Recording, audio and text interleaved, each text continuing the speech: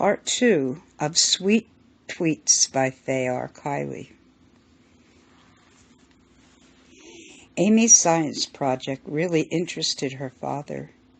He went in the garage to find some scrap wood to build a little bird feeder. He scribbled some plans on the back of an old envelope. Later that night, he knocked on Amy's door. She was sitting at the computer and doing some research for her project. He showed her his plans. "When can we do it, Dad?" Amy asked. "How about Saturday morning, around 11 o'clock? Sound good?" "You've got a date." He gave her a big hug and said, "Good night, honey." "Good night, Dad. Thanks." Next Earth Science class with Mrs. Wilson, she asked them how their projects were going. "What have you done to attract the birds?" she asked. "How about you, Christy?" Christy said, "My mom showed me how to make a hanging bird feeder from an old toilet paper roller. We used peanut butter and bird seed. We hung several of them in the yard." "How about you, Amy?" Amy said, "My dad and I built a stand with a tray. He placed it near my window so I can watch them easily.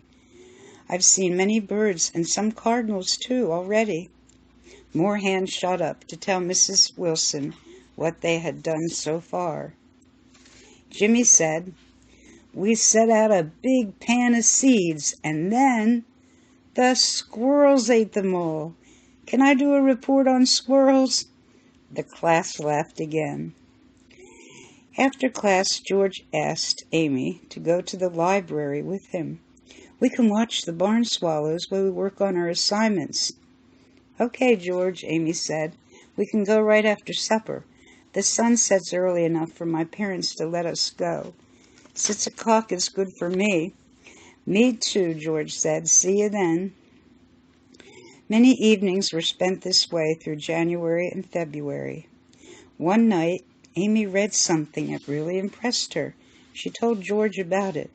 She said, "Get this, one day a lady was missing her husband, and she prayed for a special sign to be able to feel his presence. The woman reported that soon after she prayed, like 100 or so cardinals came to her backyard and stayed all weekend. Then they flew away and never returned again." Wow, so cool. But that's not all. Another lady wanted to have the same miracle, and she prayed too. They videotaped this one. A cardinal came and stayed with her, let her pet it and hold it for 10 minutes outside, and even when the lady tried to release it, it came back to her. Check this out on YouTube. George watched the video with her. "You're going to have a great report this semester," he said, smiling. "You too, George. I saw the video you made of the different flight patterns of the barn swallows. They were pleased with their progress." The day of Amy's report came. She told them about some quotes people have about cardinals. One of them, she said, is, "If you see a red bird in winter, you will prosper in spring." She told them how cardinals are a symbol of wealth and power to some people. It symbolizes knowing what you want and the steps to take to achieve it. Some people say, if a cardinal flies at your window, they want to watch over you. That is angel-like. And on Valentine's Day, I learned that a cardinal flying by can indicate romance in your near future. Woo! The class giggled. George and Amy sitting in a tree. Kissing. Shh, Mrs. Wilson said. I learned that cardinals are around 12 months of the year, so 12 is a lucky number to them. They often lay 12 eggs at a time. Other stories say that when cardinals appear, angels are near. Amy ended by relating the story of the 100 birds and played the YouTube video about the other lady's similar miracle.